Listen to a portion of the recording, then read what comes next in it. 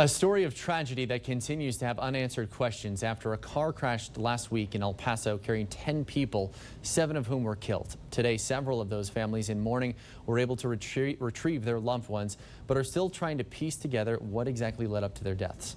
ABC 7's Michael Gordon has been following the details of the crash and joins us now with the update. And the big move in this case today is we heard from an official, ABC 7 hearing from that official today, and telling us that at this time, investigators have positively ID'd 9 of the 10 people who are in the car that crashed, still working on that 10th and final person. The official saying they're struggling to get that final identification because that was an individual who was found with fake, forged identification papers. A handful of families continue to work through a nightmare in which they prepare to bury loved ones. They barely called me this morning that he was ready to be picked up.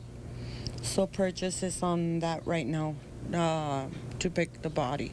That includes Patricia Torres, who now prepares to bury her 18-year-old son Gustavo Cervantes with help from the group Operation Hope. Angel Gomez, he's an angel.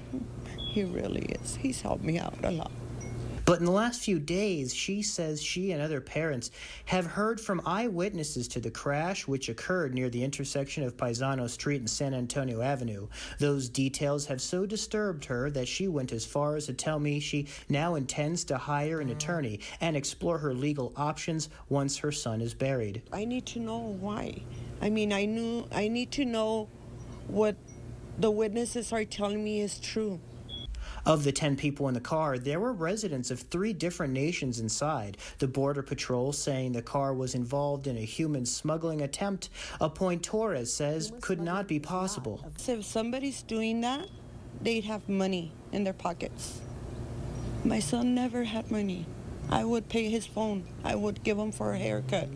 He hadn't bought clothes in months because, I mean, we struggle.